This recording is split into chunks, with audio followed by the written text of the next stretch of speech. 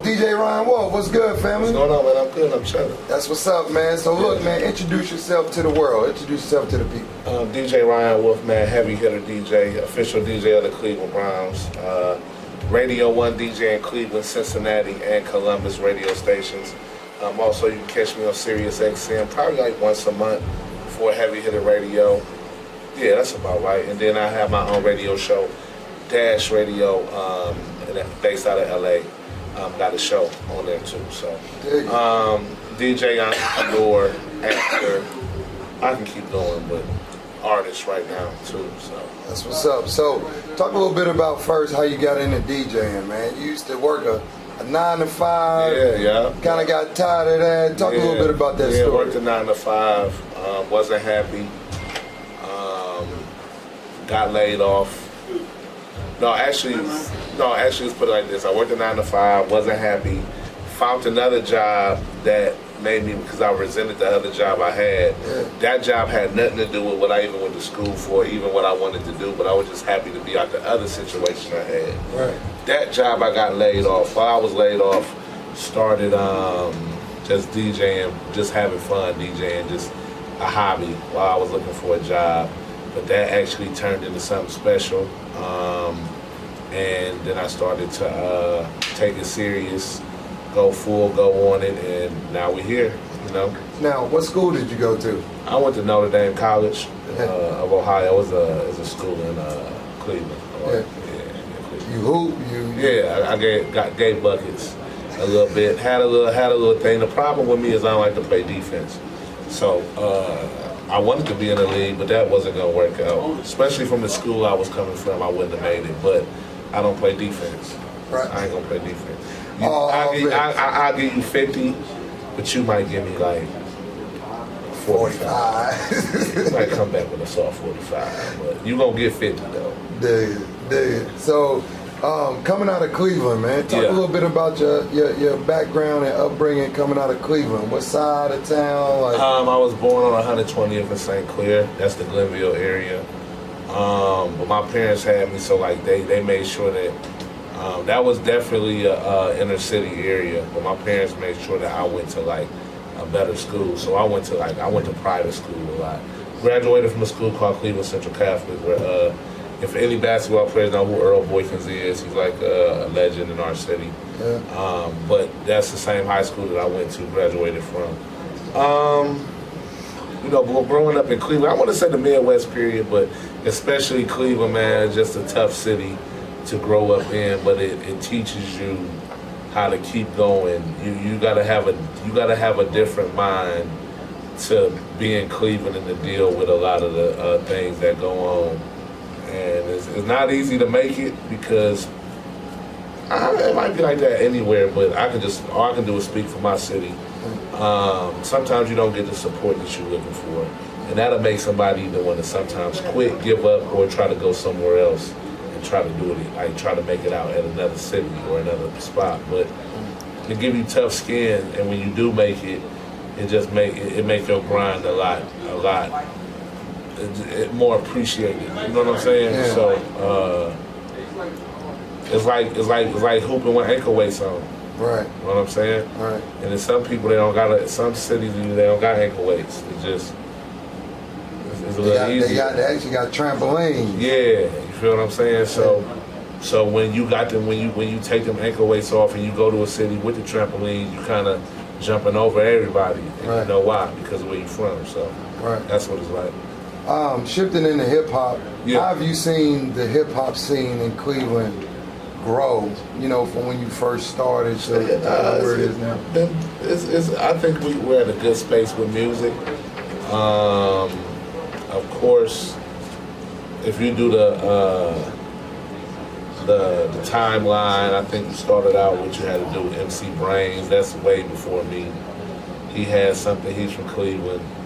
Then comes Bone Thugs. Bone Thugs made a big name. How was that time in the city? What was it like? Fire. I mean, it was Bone. Bone was like the biggest group out, and arguably you could say they're one of the greatest groups ever. Like if you would have asked people who was the greatest, like some of the greatest groups, some people would say Bone Thugs Army. So they was on fire. You know what I'm saying? They had that new style of rap that nobody understood. You know what I'm saying? Like, and it was melodic, but it was quick. It was cool. It was different. So, I mean, Bone was fire. Ain't nobody gonna tell me they ain't like Bone. You know what I'm saying? So, we had Bone. We had that run. Then it kind of paused out when Bone stopped. Then we had an artist named Ray Cash. Ray Cash came through. Yeah. He did a little something. Bumping my music, yeah, and all of that. So then, after Ray Cash kind of died down again, then we had a hiatus, but we had like artists that was popping, but didn't get there. It was like we was there, so we had like Fat Al Fats, Royalty, Pooh Gutter, Chip the Ripper. Like it was like we had some fire music, but it just didn't go. Then my brother Ray Jr., who I DJ for, you know, he had a little buzz, but it still didn't go like we wanted it to go. Right. But he still made he still made a name. Then we had MGK. MGK made a name as a star. Then after MGK, it was still like we were still searching. We have Kid Cudi, but he never really like made a name in Cleveland. Right. He kind of blew up more so when he got out of Cleveland. But he still reps Cleveland though. But after Kid Cudi, then it was like, now it started to shift into like now these times, and we have like, it's like just stuff happened. We had the kid Lil Cray, he was gonna blow, he go to jail. Yeah. And then we get after that, who we have, Q Money, he goes to jail. My boy Ruda Bang, he signed a deal with Roc Nation, went to jail. And so we had like some people coming. Now we got Doughboy. Now Doughboy's on fire right now. He's making the name, and he's one of them. You know what I'm saying? He's one of them that hopefully nothing happens, and he helps push the torch in Cleveland. But yeah, man, I think we got good music. We got good artists. Right. Yeah, definitely do. Now, from your perspective, you know, because you have a unique perspective as a DJ that does corporate, does the streets, all of that. Yeah. You know, how do you feel like, from a city standpoint, like, how do you feel like you fit in, and kind of, you know, the movement that you creating with the records, and, you know, how do you feel like that's fitting in now? I feel like it's I feel like people have I have a part. I feel like I have a part of it. I don't know if a lot of the stuff that DJs do is like a lot of stuff like we be like behind the scenes that people don't even know. Like even with like Money Long, which was Ruda Bang, I was the first one to play the record. First one to play the record in the city. You know what I'm saying? Was one of the people to really push the record. Right. And you know, you won't get no credit for that. Right. You know what I'm saying? So it's the same thing. Like I feel like I've been involved with a lot of the artists that you know what I'm saying, that were blowing. Mm-hmm. Same with Q Money. He always would send me stuff before, and I would push it, but you're not gonna get nothing from it. You know what I'm saying? But I definitely is one of the people that's helped pushing the needle with it. Right. For sure. Now, Cleveland, synonymous with LeBron. Mm-hmm. You've done a lot of stuff with LeBron. No, not a little bit, but not really. That's more so Floss. Yeah. It was another DJ. That's my brother. Yeah. He DJs for the Cavs. So yeah. I really haven't done too much stuff with LeBron. Right. Or for LeBron, you know what I'm saying? But a lot of my friends and colleagues are connected to LeBron. Yeah. Yeah. Well, you do the Browns, so yes, y'all back, yeah, to say the least. Goddamn right. Got Beckham, you know what I mean? Beckham, got Beckham, got Jarvis, we got Baker, we got Kareem Hunt, Chris Kersey, Myles Garrett. I can keep going, man. We got a squad. So I'm sure you're excited about that. Yeah, very. Like it's been a long time. It's like my 6th, 7th year with them, and yeah, that's one thing. Like, it's dope for me, regardless, however you want to look at it. My job is amazing. I'm DJing for the NFL team. I'm getting the exposure on that Jumbotron. They got my name throughout the whole stadium. Right. For me, it ain't never no bad year for me. But when you go and talk to somebody and you tell them, like, who you DJ for, and I'm like, yeah, official DJ for the Cleveland Browns. Right. They got jokes because we ain't winning. I mean, it is what it is. But the joke's on them this year, Jack. Because we're lit. Y'all gonna be there. Y'all gonna be there. Yeah. So the singles, man. Mm-hmm. You got Cook. Yeah, I had some more before that, but right now it's Cook. Cook is one of them. Yeah. And then we got All Summer. All Summer. Yeah, and then we got some joints I don't even want to talk about, but I got some joints that's after this one that's about to be exclusive. Heavy. Who you got? What's the exclusive? Give us an exclusive. What's one artist that you ain't announced yet on one of them records? Nothing. You gotta wait. They gotta wait. What made you want to do these records, man? Two things. I will always I would listen to songs and I'll be like, man, that should have been like that. Or I hear a beat and then I'll be like, somebody need to remake this. And then I'll hear somebody remake it and I'm like, man, I've been had that idea, like, you know what I'm saying? So I'm like, why am I not doing it? Because I can. I know too many people. I have too many resources, and I worked hard enough to be where I'm at that it makes sense. Where it's something that I know I could do. Right. That doesn't mean I know I can blow up from doing it, but I know that I can put out records. I know that I have the resources to at least attempt to do it successfully. You know what I'm saying? So that was one reason why, because I will always hear songs and I'll constantly be like, that should be like that.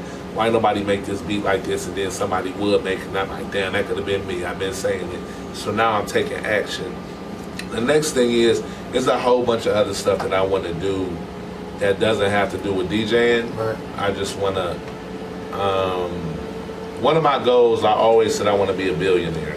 I still don't know how. I'm kind of starting to see it come into light, like just even with like my friends and the people I'm around, like I'm starting to see this vision that I always had inside me that's like, that I know I wanted to be it, or just something in me that's burning in me, just I had this feeling like I'm gonna get it. I don't know how, but now it's like when you start seeing stuff forming, like, all right, I'm really now starting to believe I'm gonna get this dream. You know what I'm saying? So you have to find a platform and be great at it in order to, I think, in order to get to that level is like when you look at like a Jay-Z, right? Jay-Z started out as a rapper, he's a rapper. You know what I'm saying? But now the man owns clubs, the 40/40 Club. So now you would not think a rapper would know about club life. You know what I'm saying? And he has more things. He's invested in apps. He has other things. But it's because of his greatness as an artist. It's the same with Kanye. They look at Kanye as like now fashion, like his word holds weight. So you have someone that done studied fashion all their life, went to school, and they'll be like, you know what, we gonna listen to what Kanye got to say. You know what I'm saying? Because and why? Because of, and he's great at that. You know what I'm saying? I'm saying he's not, but it started because he's a great musician. You know what I'm saying? Same with DJ Khaled can invest in other things, and because of his weight as a DJ, he can get in other markets now. He can be in movies. He can do other things. So I understand I gotta get that because I know where I want to go when I attain that. This is just something for me to attain because I know the bigger goal or other things I want to do. But I gotta have that influence. I gotta have that following to be able to transfer over to that way. So those are the two reasons. Got you. Well, last thing, man, capital structure. Label, you know what I'm saying? Movement started. Talk a little bit about that before we take you out. I guess so about 2-3 years I told Hef I wanted to get in. I knew, like I said, the reason why I wanted to do stuff, and I told Hef I wanted to start putting out songs. So that was something that Hef knew I wanted to do, and he hit me up like, man, I'm starting a label. you know, and I want to sign you as the first DJ. I didn't, it was no hesitation. All right. And the reason why is because when I first started, I started DJing because I wanted to chop and screw records, right? So when I first started DJing, Hef was always just the guy that would just give me advice. He would be around. Every time he asked me to come to a mix for me, and I would come pull up on him, whatever. All right.